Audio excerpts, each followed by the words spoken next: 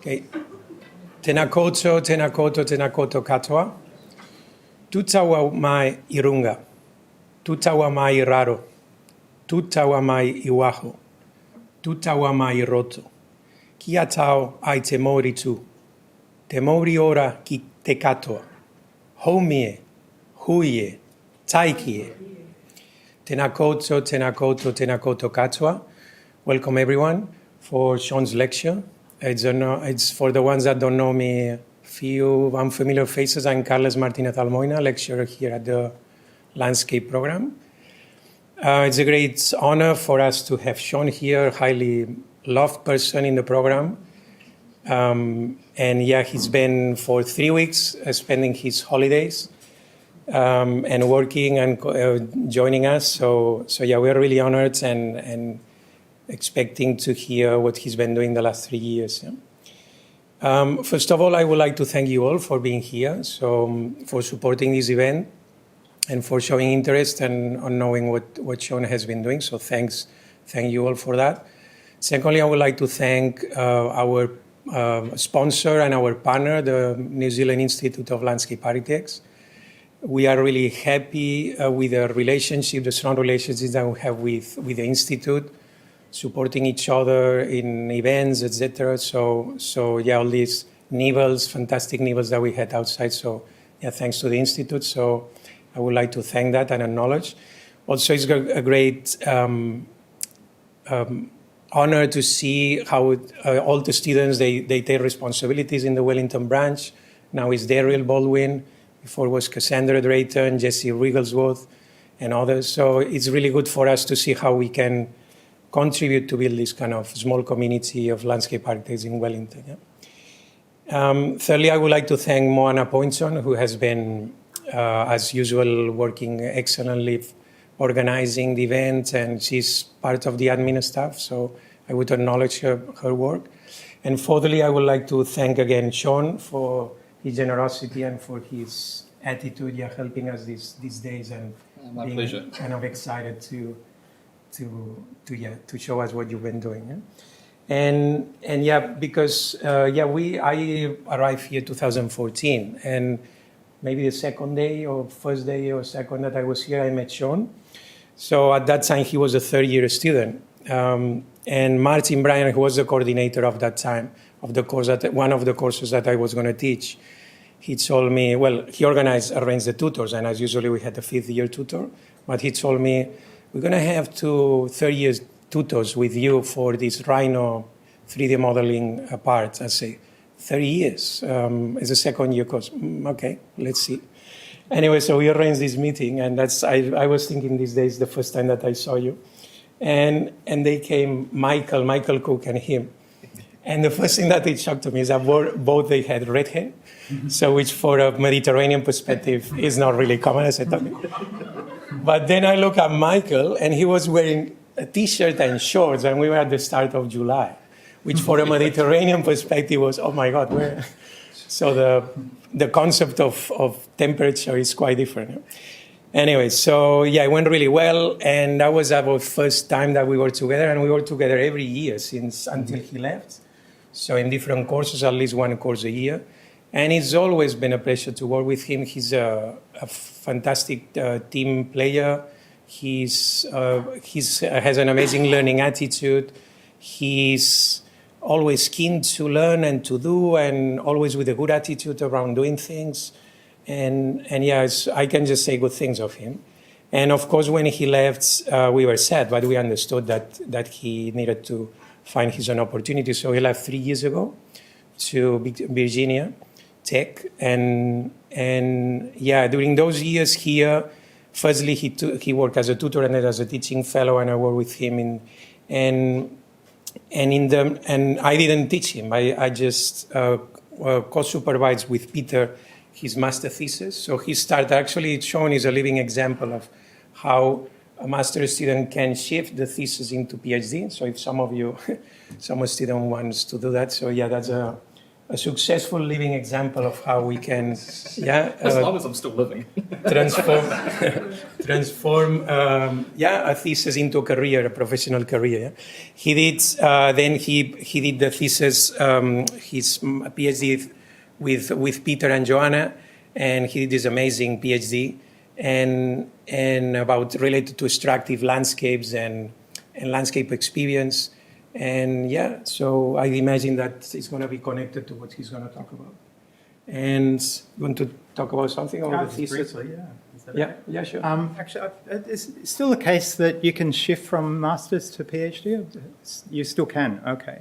Because Shaun brought that up as a possibility, so I was going to say that as well. But he was always interested in being an academic, and he loves researching. He loves the learning, and it was a total joy to. I didn't introduce myself. Peter Connolly, who's on staff here. So I'm just here to say that his PhD, which has become published essays and other things. It's actually a really important document, and his essays. In one way, they're about the extractive industries and quarrying and stuff, but it's actually about aesthetics and the sublime. And he's written the best thing in the discipline about the sublime and how to treat it as a practical thing that you can design with. It's not just some vague idea. It's a bodily, physical thing. So he really brought forward the idea that it's not something in your head. It's actually a physiological response, which you can relate that to actual designing. So it's a very important PhD, and the essays, which are in Jolla, are really worth reading. So I just wanted to say that about him. He's actually a notable academic already. That's right. Yeah.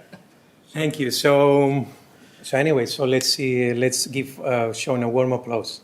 Thank you. Thank you. All right.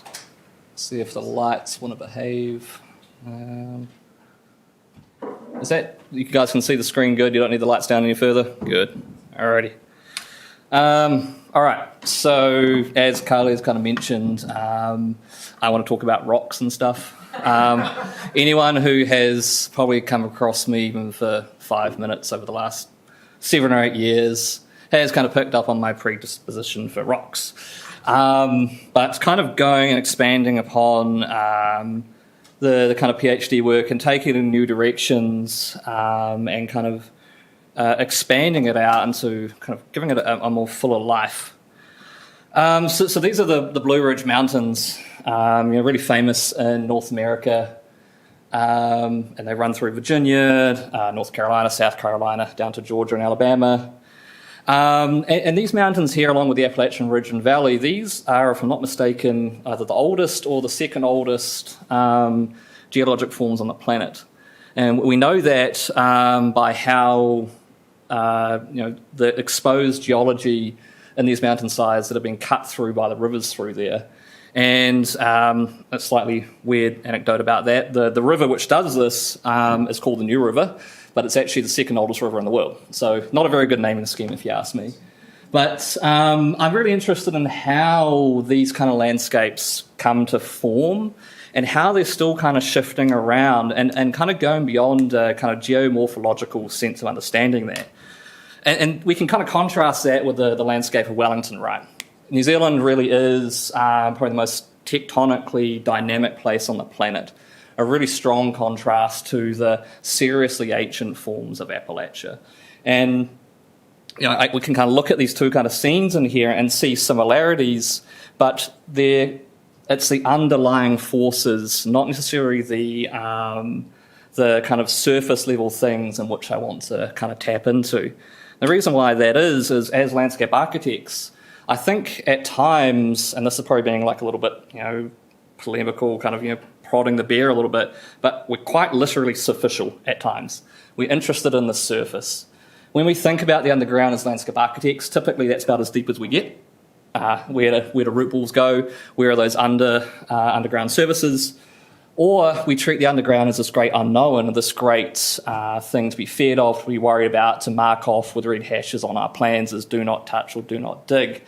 To me, we don't have an awfully seriously critical understanding or engagement with the underground. And that appears in our drawings too, right?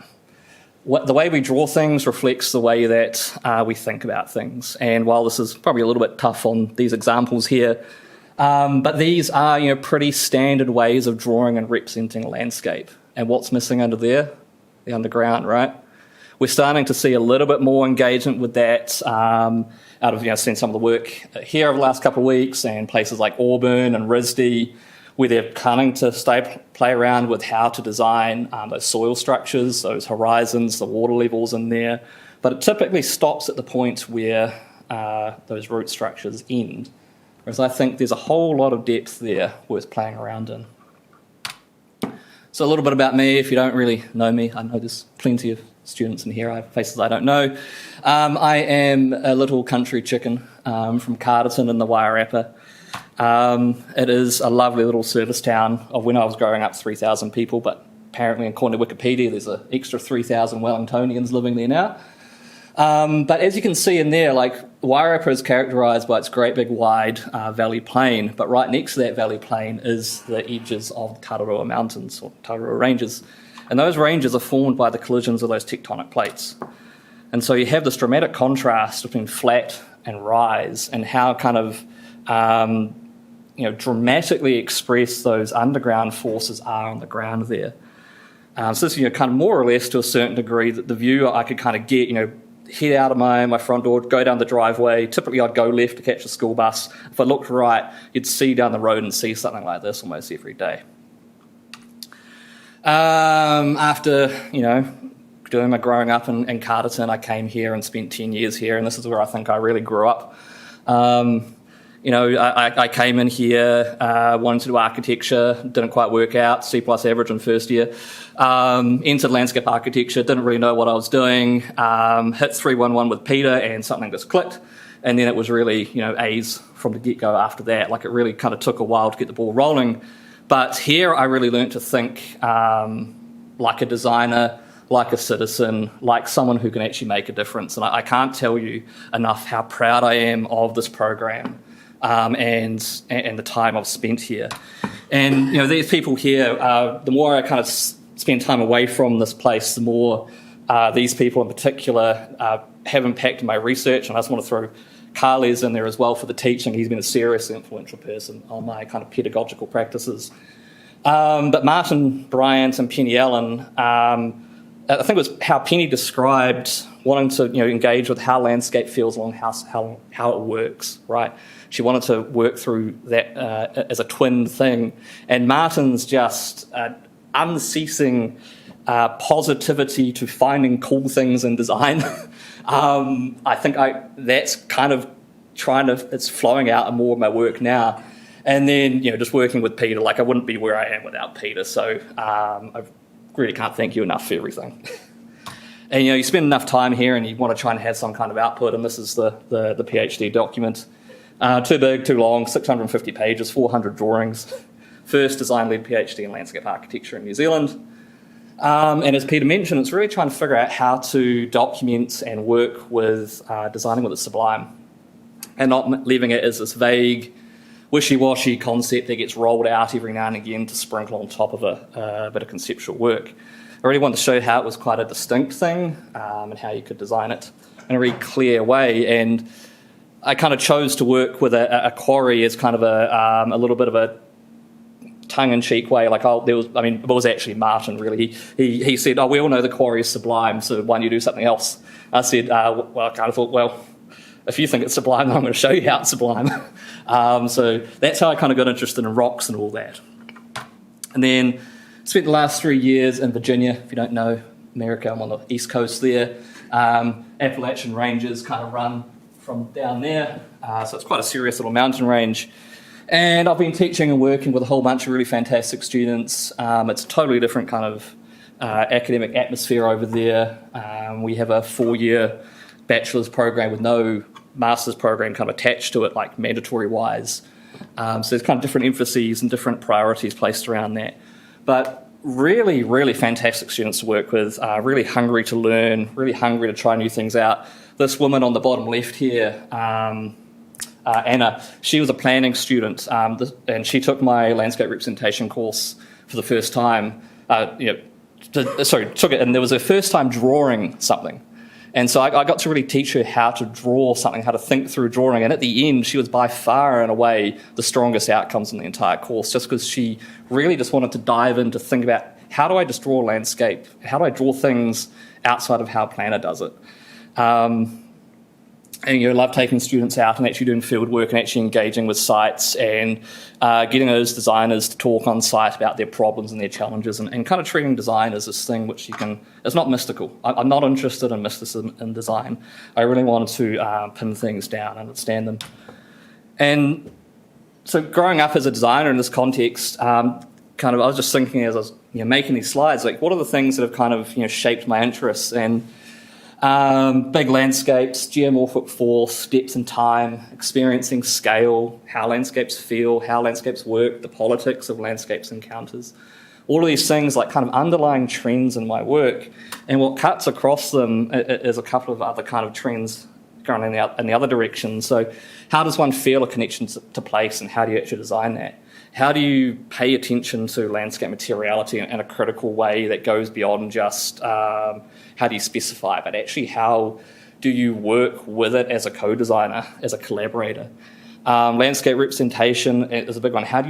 If you want to design anything, if you want to bring anything into the design process, you have to think about how to draw it so that it comes in there. And then, of course, the stickiness of effect. How does the experience of landscape connect you to other things beyond just that one moment? And so this is kind of going to pivot into what the talk's going to cover. And the underground never really played a strong role in my work, probably until about 9-12 months ago. And it was really upon reflecting on some of the work I'd been doing, and actually going back and reading some of my PhD examiner comments. I think it was actually yours, Rod. I think you kind of called me out for not engaging with the materiality of the quarry. It could have been you, it could have been Simon. But that really kind of just sparked something in my brain, okay, what is it about the materiality of the underground? How do you work with that? How do we work with this thing which we kind of disciplinarily refuse to draw? How do we treat that in a kind of serious way? So I'm interested in how we kind of might invert that paradigm. How do we treat the underground as something serious? How do you develop means and methods to connect to that in some kind of spiritual way, so that we can help reorientate our social and cultural practices to a closer and kind of more reciprocal relationship with the underground, and by extension of that, kind of more earthly and environmental systems are at large.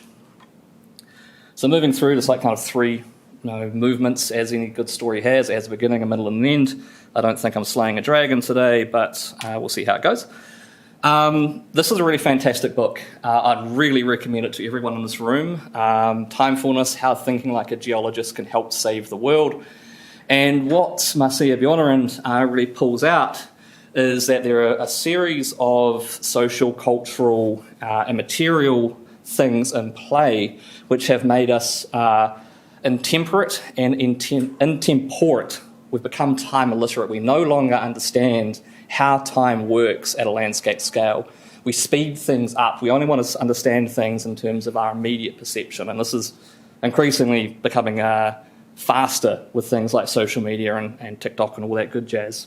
We're constantly speeding up the world to make it suit us. At the same time, she's really pointing out that we're now moving more Earth across the entire planet than all the Earth's rivers combined. We're dislodging more material than the Earth is itself. So we're speeding things up. We're not understanding about how time works, how geomorphology works across space and time, and then we're altering it to a greater degree than ever before. We can see, the kind of the gross examples of mountaintop removal in West Virginia, just the kind of scale of these operations, and literally chopping off the top of a mountain in order to get to a coal seam. And once you kind of see these things in the flesh, it really kind of strikes you as just to how much we are modifying the superficial condition and now the subsurface of the planet. And Wellington doesn't escape my eye. This is the Horokiwi Quarry. I just want to show you how much this quarry has changed over the last 10 or 15 years, and not a lot of people know about this. If you don't know where this is, that's Petone on the right-hand side. This is State Highway 2 down the bottom. There is a great big quarry down there. And that's changed quite substantially. The first photo was like 2002. This is 2015 when I started working with it. And this is 2025. So we're seeing quite substantial changes happening already. And how that plays out on the ground is quite dramatic as well. They finally started to quarry beneath or below the original quarry floor there. So we're at the point where we're now global geomorphic agents, but we're kind of oblivious to that fact at a socio-cultural level. This happens, through all kinds of masking and obscurification through policy, planning, and of course how capitalism and neoliberalism wants to keep these kind of uneasy truths away from the sucker consumer. So I kind of want to talk about how that kind of blindness has emerged and what's kind of played into it. So we used to pay a lot of attention to landscapes and material, as that was where the gods resided. Spiritually and as a world beyond ourselves, they were material, they were tangible, and they were sensible. We used to live in and off the land in a manner that was significantly closer than what we do now. In contrast to our present condition, for the overwhelming majority of human history, really all of it apart from the last 200 years, our social and cultural practices were not abstracted from the material ecologies of the earth. In feudal England, this was understood as the commons, where the economics of tenancy farming gave way to a more relational and codependent engagement with the more than human. Well, specifically, the kind of underground and geomaterial has been understood as quite a spiritual realm since well before antiquity. The Greeks especially had quite an affinity for stone and an attunement to the latent forces of the earth, mainly expressed through earthquakes in the Aegean. And we can see this through how they choose to site and place and work with those geomorphic forms for their places of worship where the gods were honoured and resided. So here we have the Acropolis, the Temple of Poseidon, the Temple of Delphi, and of course we have the underground itself, right? One of the most kind of famous kind of ideas of what a Greek mythical landscape is. And there's been a lot of kind of chasing and toing and froing as to figure out where did the physical place of where did the idea of the underground come from.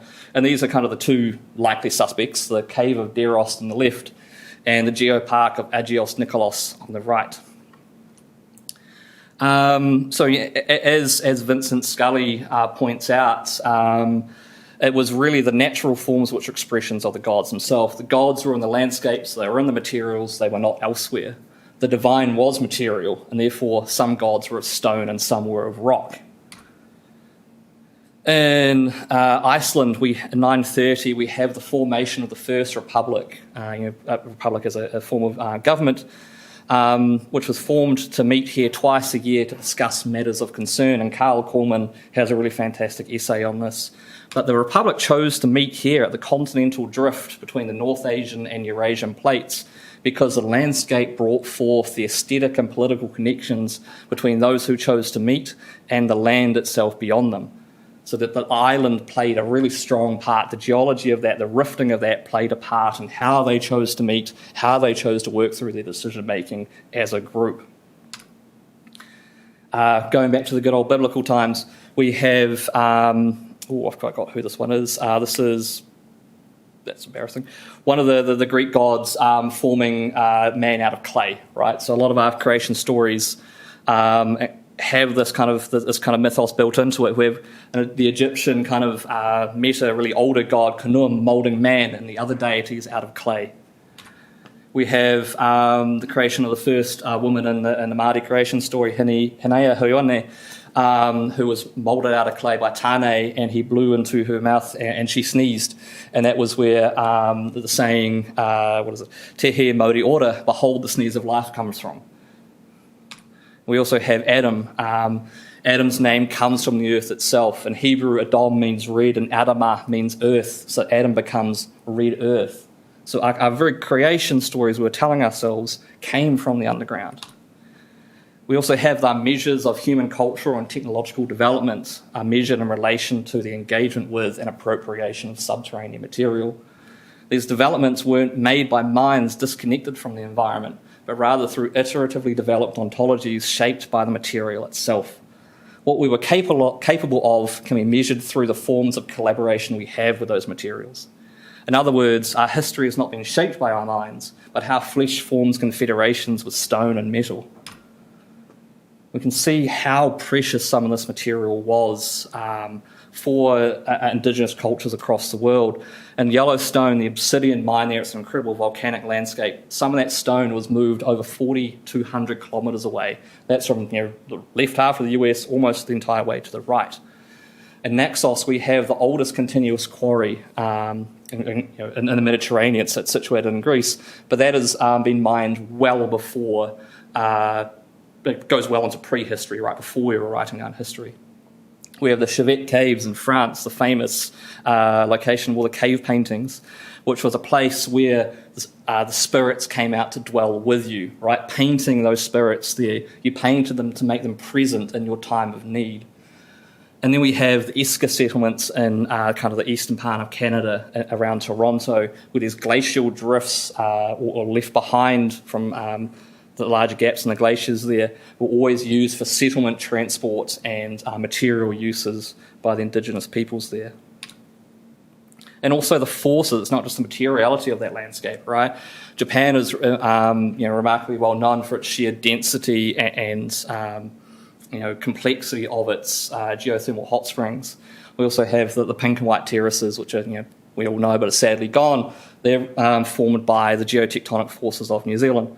And then we have the Yellowstone Springs themselves as well. So indigenous peoples from all across North America would travel to these at point, partially to trade with the stone, but also to see and experience something which was coming out from beneath. It had brought something spiritual to the table there. So these relations beyond ourselves with land and underlands have changed and weakened over the last 1,000 years. As Stephen Stoll argues in his book Ramp Hollow, this weakening of environmental and material relations has unfolded in large part due to the emergence and evolution of capitalism as a means to commodify and extract value from what was previously understood as the commons. With the access to the commons no longer available, human life had become increasingly more abstracted from land and underlands, increasingly accelerating since the Industrial Revolution and specialisations of labour. Whereas Stoll focused his study on the relationships between Appalachian mountain folk and their loss of localised land economics, which I think he does a pretty good job of explaining through that theory, the picture does get a bit more complex and multivariate when we look at a wider Western and colonial cultural perspective. One interesting angle I've been kind of digging around into has been the shift away from the gods being everywhere to God being elsewhere. For much of human history, we've understood the material world as a very spiritual realm. God's quite literally everywhere, the immanent to it. And our sense of being and becoming was understood and shaped through those environments where the gods resided. So we have the Greek gods we're probably relatively familiar with, Artemis, Gaia, Dionysus.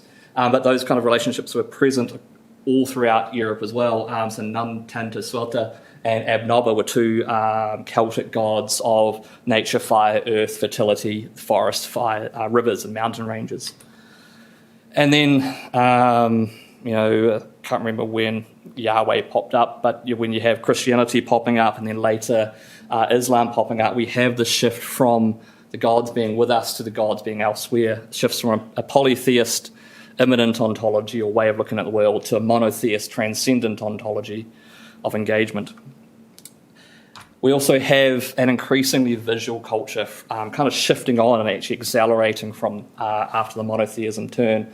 And that visual culture really starts to further separate ourselves from land and material.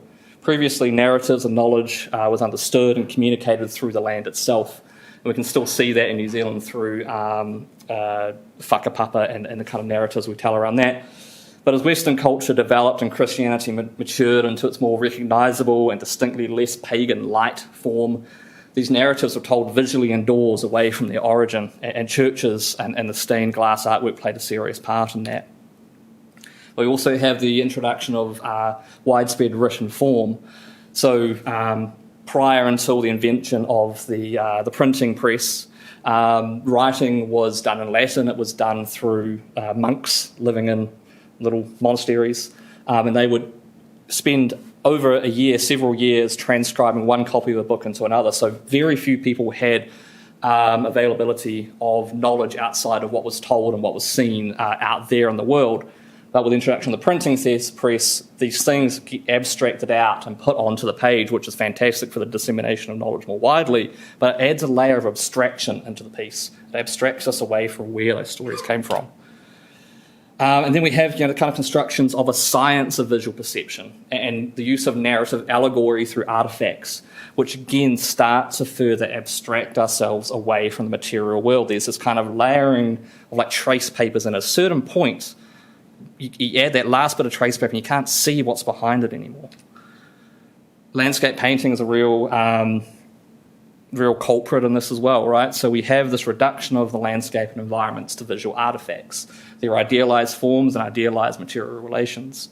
And on the right-hand side here, we have Humphrey Repton's famous reed books, which are really fantastic as design drawings. But they're almost kind of the worst example of that in a way, because what he's done there is, this is the, there's my little mouse. Can you see that? Nope. The top one is the before image, the bottom one is the after, so we have a before and after. And what Repton has done is he's removed the people that work that land, the only people who had a material relation to that landscape, and he's removed them through the design act.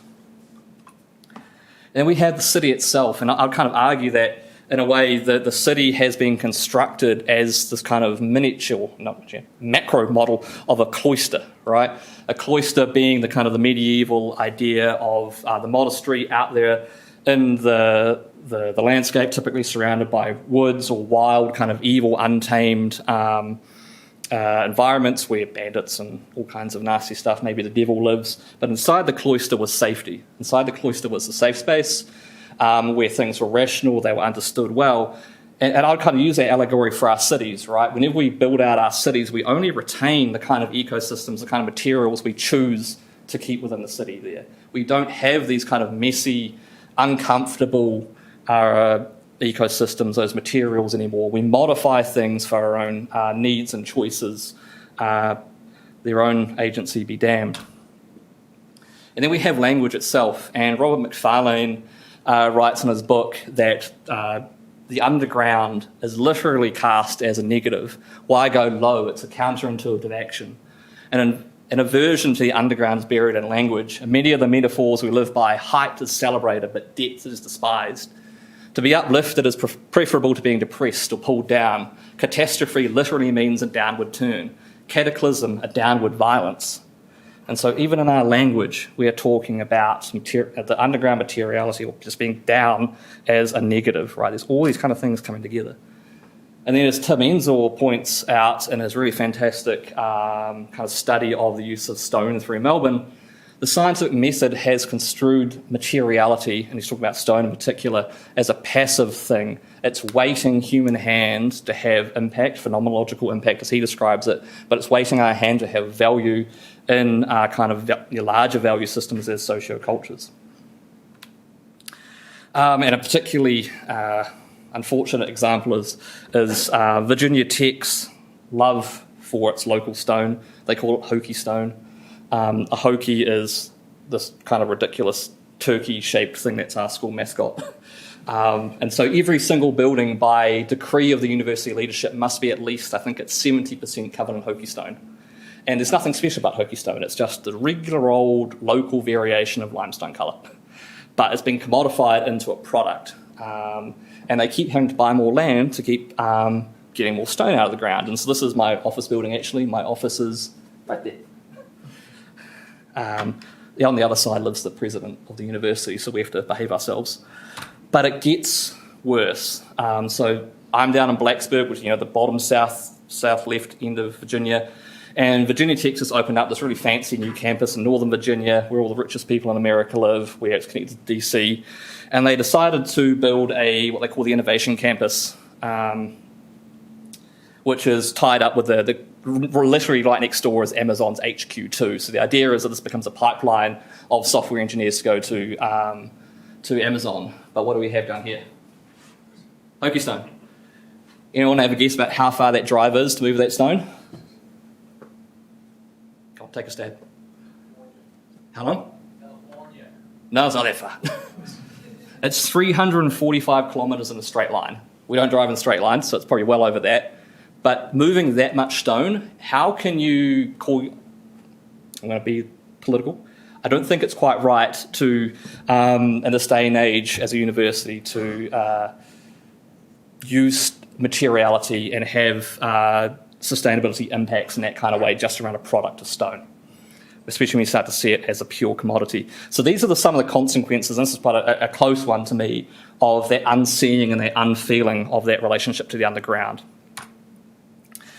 This will make sense in a hot second. Trust me.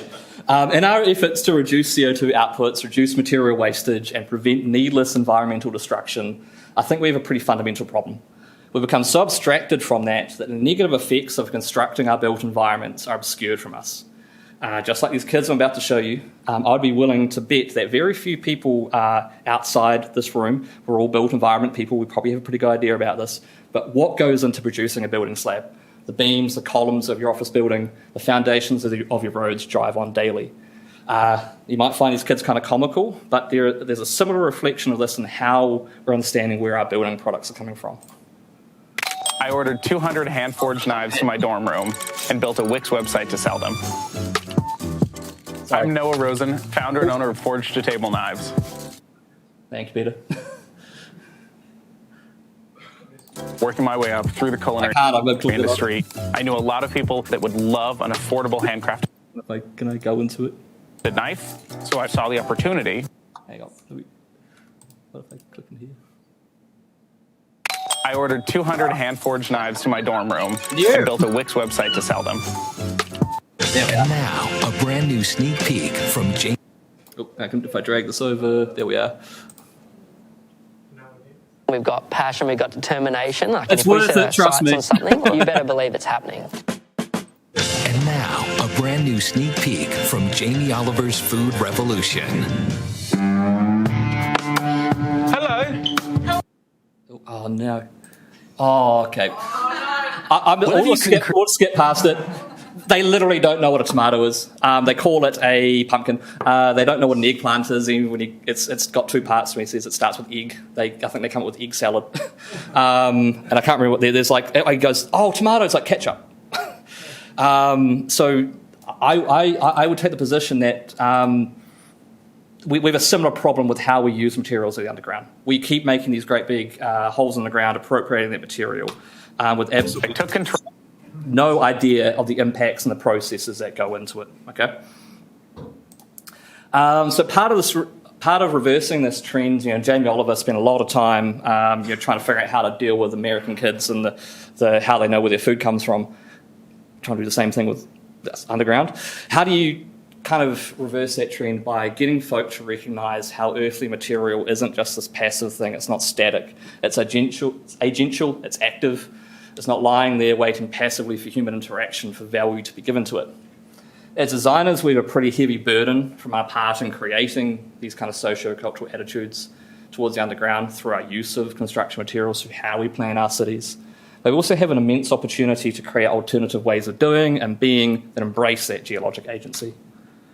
So I'm going to quickly fly through this. We can keep on time. I'm kind of approaching this from a new materialism angle. So, how to phrase it, how matter comes to matter, treating matter as this kind of matter of the world as this kind of serious thing, right? It has its own life. It has its own thing. It's not mechanistic. It's not waiting to do something. It doesn't interact with other forms of matter in a linear or 1 + 1 = 2 kind of way. It's not passive, right? We've talked about how it's not passive. It has its kind of own thing going on. It's not waiting for us to give value to it. It's not separated from the mind and the brain. It's not separated from itself. It's not separated from discourse, like post-structuralism would suggest. Matter is created through discourse. Discourse is created through matter. Matter is remarkably political because it's lively. We need to think about how does that mean for our engagement with it? What does that mean for our engagement with the world? And it isn't just about our human mismanagement of these resources, but really it's about a complex web of relations with a range of entities and processes. And I think the work around landscape in New Zealand is doing kind of interesting things in that regard. It's getting quite political in there. We're realising that the politics of land and capital aren't entirely human. It's never just policy alone. And this is where I think also Carl Kuhlmann's essay on the kind of Iceland landscape and the politics of that is really useful. It's always relational. It's never just entities in isolation. These entities, beings, matter emerges through interaction itself. And Karam Barad's notion of interaction, action within matter itself, is a really useful way to start to think about that. And matter is affective as well. It kind of has this force to it. It kind of hits you sometimes. It doesn't always hit you, but it's always kind of there, moving things along. It's always kind of coming at you, and you're always kind of coming at it. And so I'm trying to really think about how to work with that force, that power, but also that kind of political dynamics of it in a way where it kind of honours it. I'm going to skip that so we can keep on time. So in the context of Stone and Underlands, it starts to pose some interesting lines of thought and questioning, not just for designers, but for our wider socio-cultural relationships to land and planetary otherkin. First and most obviously, for me anyway, if we recognise geologic matter as full of vitalism, it's lively, we must reconcile our extractive economic activities with this new kind of ethical political position. As Maria de Lourdes Mello Zarita argues, the discourse of the subterranean nothingness pervades our decision-making, only differentiated when geomatter or hydrology might challenge the assumed dominance of technology. Second, the underground becomes a place of becoming rather than just mere existence. Geomorphology is a core pillar of landscape architectural knowledge, but tends to assume that geologic matter itself is static and passive beyond superficial movements such as erosion. This, as Marcia Bjornerand argues, is a reflection of our own time illiteracy. The underground moves at paces beyond our own perception, yet that is our problem, not its. We must expand our modes of seeing and feeling in order to meet strata where it is and where it's going. Third, we need to move away from categorical and instrumentalist modes of engaging with that geologic matter. We can transition from seeing what a landscape is to seeing what a landscape and its constituent matter can do, and perhaps more importantly, what it desires to do and how we can empower that. This is more straightforward with surface conditions, but it highlights the need for more efforts focused on the underground. Fourth, matter is effective, it affects us, it moves us, and at times disturbs us. It isn't a surprise to me that nearly all the visual language around the aesthetic notion of the sublime revolves around mountains, quarries, cliffs, or rocky outcrops. These images illustrate the conditions of striated depth rupturing the smooth surface of the earth, forcing us to confront a radically expanded sense of time and space made present by that visceral geology. Fifth, and this is not really an exhaustive list, I'd like to suggest that these entangled stories and narratives are a far stronger way forward than Kantian aesthetic disinterestedness for working with the Underlands as a collaborator. Geologic fantasies were used as a bridge to make sense of the world in the 18th and 19th centuries when rock and strata were the subject of fascination. These fantasies made it possible to think innovatively about the relationship between humans and the world around them, rather than the Enlightenment questions of determining how old the planet is and whether we rode dinosaurs or not.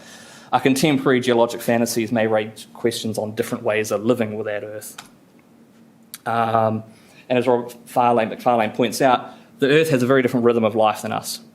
He would argue that ice breathes, rock has tides, mountains ebb and flow, and stones pulse. The Earth is not just this thing that rotates around, but it has all kinds of vibrations to it. And I thoroughly enjoy this photo. This was at a petrol station in Virginia, and car park was kind of just off the frame there, but kind of just over above this little rocky wall was a great big old McDonald's sign. I don't know, you can make some kind of art piece out of that, I'm sure. So how do we actually engage with this? How do we engage with depth and geoaffectivity, or appropriate in a way that honours it, empowers it, rather than the opposite, which is a predominant trend of just extracting it?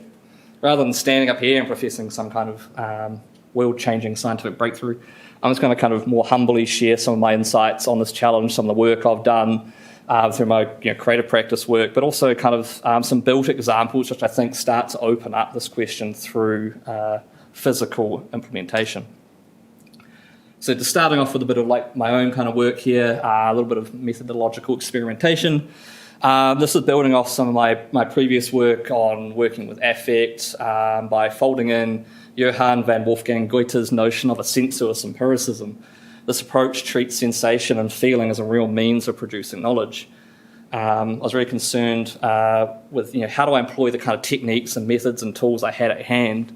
Photography, on-site documentation and speculation, terrestrial LiDAR scanning, and remote mapping were used. wasn't really trying to solve something, but setting out to get to know this particular landscape, which was a really weird line of rock I found that kind of just went straight down a hill for about a kilometre. Had no kind of anthropogenic or geomorphic reason for being there. And so this kind of study was like, how do you come to get to know this work that is here? And so this is part of like a larger kind of conference presentation, so it's a little bit cut up. But kind of being on site and starting to feel and document how that this line of stone works at a variety of temporal and spatial scales, kind of going beyond the Macagian method of kind of traditional layering, trying to get a sense of the rocks about to tumble down the mountain at any moment. They kind of had this fragility to them. They weren't really kind of fixed in place, but I don't really know where they came from. So how to kind of document that life through there using a variety of means. Speculating on that line's formation based on the kind of how was sensorially encountering it on site, what Goethe would call an exact sensorial fantasy, going beyond what you can immediately perceive and know by extending this configuration of what you see in front of you forwards and backwards in time. How did it come to be and where might it go next? Extending that speculation through sectional studies to start unpacking how that line might have emerged or been deposited.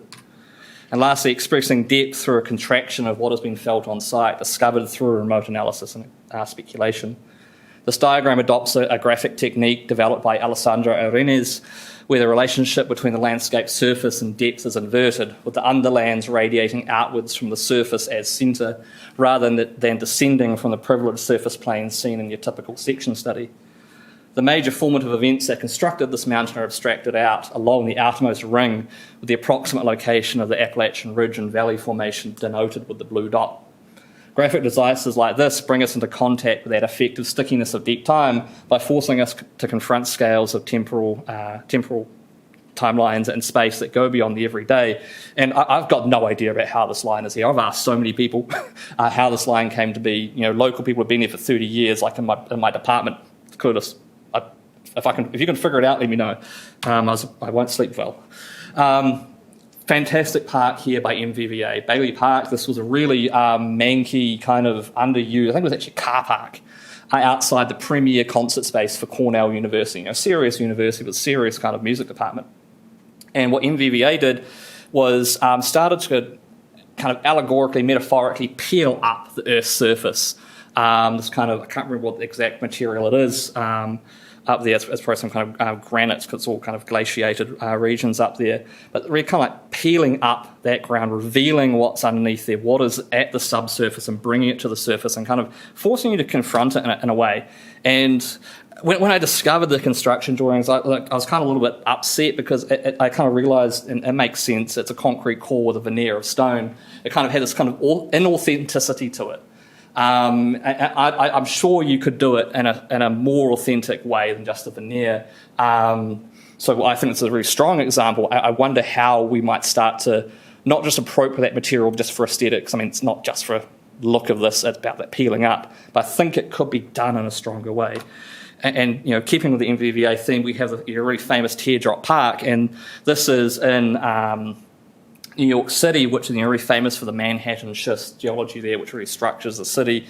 And this is in like a couple like tower block developments, or like an apartment block development. And this is like a really core central space for where they're intending to have a lot of kids playing around there. They wanted this to be the kind of the centre of life for the residents. And what they've done with the arcing and the curving up and bringing up of that geology there, I think kind of really brings out the kind of buckling forces that went in to form that Manhattan schist there. This is a fantastic example I encountered when I was at Portland earlier this year. This is at the Washington Park Metro Station, which is like their botanic gardens kind of thing. And outside the Metro Station, they have this really fantastic little kind of sculptural piece here. And it's the same size as the boring machine they used to make the tunnel. And it's the granite from beneath there. And it kind of inscribed on there is all these kind of like, little notes about the geology, its formation, the miners there. And it gets better. It's the deepest metro station in the world. It's 80 metres underground. And what they did is on both sides, they had a core sample. They split it in half, so 40 metres in each half. And they ran that 40 metre long core sample along the platform. So you can walk the length, you can walk the depth of how deep the metro station is. And I kind of like this even more. This is the elevator to get down there from the surface level. So instead of telling you its depth, it goes from present to 16 million years ago, which is the age of that Earth in there. And this is a piece from Terrain in New York. This is a really kind of high-end kind of apartment building here. It was on this old church here. They demolished it, and beneath the church was this 3.5 metre high extrusion of that Manhattan schist. And the team at Terrain, as they write it, they were incredibly struck by just how this thing kind of just pokes up out of the ground, and it immediately became part of their kind of design decision-making process. How do we work with the stone as the real hero in this development here? And so they made the only entrance, like the only kind of like main entrance to the building, run up and over the stone here. You had to encounter it every single time you went in and out of your building, but they also kind of like socialized it. They made it kind of appropriatable by people wanting to use it every day, have a coffee out there, or just lounge around on the rock, like a lizard. But they kind of made the rock there the centerpiece when, the first response would be to make the architecture the centerpiece there. And of course we have Central Park, right? Most of us should know how Central Park is kind of structured. It's in the hundreds of thousands, if not millions, of cartloads of soil that Olmsted and Vaux removed to kind of shape Central Park, and a lot of that was to expose these huge masses of Manhattan schist in there. Most people, unless you haven't been, you probably don't realise, but Central Park is quite a lot lower than the street grid around it. So that they removed a lot of soil to show that. And Olmsted, by doing this, really made the rock social. You kind of cohabit the park with that rock. And in a much kind of closer way than that typical story of Manhattan structure, of the Manhattan being structured through the skyline sitting on the less shallow bits of that rock there. So I think it's kind of an untold kind of less honoured part of that story there. So they go beyond just using it as relics or decorative elements, but it's treating it as a serious design collaborator. And Olmsted was particularly aware about how landscape affects people before they think. And I don't think it's a great surprise that he was quite attuned to how geology can do that to shape his first public landscape. Everyday landscapes too. This is out the back. This is out the back side of a strip mall in Tazewell, Virginia. But they've made this decision to just kind of carve out and make this flatness, but leave this kind of exposed, kind of really shaly, friable surface out there, and it's kind of leaving the rubbish bins and kind of the cat shelters are around there. But as you drive up to this place, this is the first thing you see. So there's these kind of like these kind of unattended to, unseen, unappreciated, everyday little moments where we get to see and engage with the underground and the underworld. Really nastily designed retention basin not far from my house. But in the creation of that retention basin, they started to expose what is underneath there. Here's my good friend of the McDonald's sign and the car park. My wife at this point, bless her, she's patient, but whenever I see a good bit of rock, I'm just like scurrying off trying to take a photo. And I don't think she's surprised at this point anymore. And this is outside my backyard as well. Like, they just wanted to create a bit of flatness, so they cut down, shaped it down, and in the process exposed these things. But they don't do anything with it. I don't know if it needs something done with it. But how do we as designers, how do we see the potential in these things we might unearth, either intentionally or unintentionally, and how do we work with that? And I'm really going to try and fly through this. Quarry is obsessed with quarries, right? I'm obsessed with quarries for kind of a new reason now. And it's to do with the amount of greenhouse gas that comes out of the production of concrete. So most concrete, unless it's made out of sand, it's being made out of aggregates, and between 7 and 9% of our total greenhouse gases are coming from the production of concrete, which is quarries implicated in. The really nasty thing about concrete is there's a 1 to 0.93 ratio between concrete and CO2. 1 tonne of concrete, 930 kilos of CO2 gets produced. And when you have the great big honkin' northeast megalopolis from Boston down to Washington, which is almost an entirely contiguous concrete stretch, making up a fairly good share of the American economy, covered in concrete, there's a serious problem here about how we are developing land in a very unsustainable way. And I think the kind of degree of that concrete starts to appear through some of the aerial imagery. You can just see the greyness at this really removed scale. And you can kind of get a sense of it in the nighttime imagery where you have the lights coming through. To kind of zoom in a little bit here, this is kind of the lower end of the northeast megalopolis. I'm kind of just off the screen here down in Blacksburg, but you have DC and Northern Virginia up in here.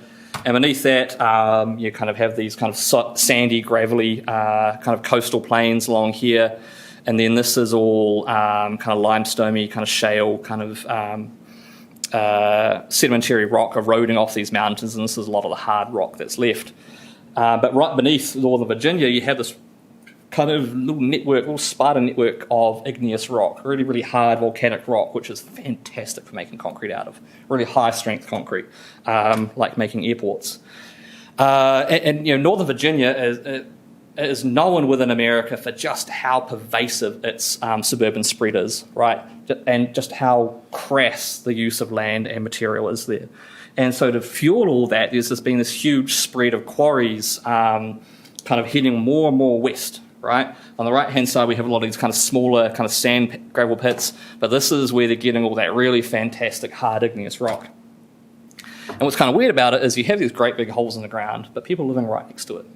There's something about the city catching up to what these holes in the ground, which were set up further out in the peri-urban or peri-suburban a long time ago, and things start to catch up to them. And so you start to get this kind of conflict of land use and material use through some of these instances. And some of them have these kind of really interesting kind of latent relationships to the urban realm around them. Some of them don't. Some of them have potential for a strong suburban relationship.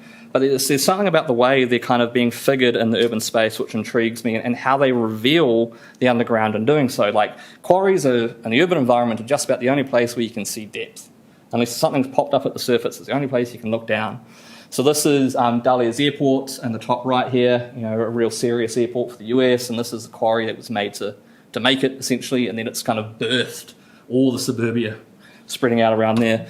And there's this kind of underground, untold relationship between the material that quarry is revealing, and then the housing which surrounds it, and how certain houses are built on top of that same earth, some aren't, some are kind of half on, half not. And as I'm kind of thinking through this, I'm kind of trying to draw out what are these relationships, kind of doing what Ed Wall describes as like a graphic argument, so not trying to solve anything, just trying to think through, drawing at kind of different temporal and spatial scales to start to unpack that. A different one here, this is the kind of Leesburg complex. We have 4 quarries, one, you could see one, that's an old one, it's now filled in with water, 2, 3, 4. It's quite a serious place, and there was something about this where they started to. There's something about the way they weren't fitting into the city. It just wasn't quite right. And I'm thinking about this. I'm just drawing this out. I'm trying to tease out what are the relationships going on here. Just playing like different drawing techniques and just seeing where things take me, because I can feel like there's something there, but it's just not quite there yet. This was an interesting one. So that kind of weird thing about quarries is when they grow, they immediately erase their prior form. Like the quarry wall gets eaten up by the one after it, and so they're these kind of self-erasing machines, but then they leave the ultimate hole behind. So I was kind of interested in how do you kind of draw that out? How do you document that? How do you kind of work with those forms that are erased and left behind? This was just like a quick little speculative study about how might you use that for different configurations of maintenance zones within a quarry. How do you go from more to less wild and start to open it up? And where it's ultimately led, or not ultimately, but kind of led me to now, is thinking through scenario planning. So scenario planning is an approach where you speculate on several different futures and try to think through the what-ifs of things. And I'm particularly interested in this kind of 3-factor kind of quadratic graph here, where we look at at what time scale do we start to remediate these quarries and fold them back into the urban realm as expressions out on the ground? Do we work from a more radical approach or a more normative approach? And then to what degree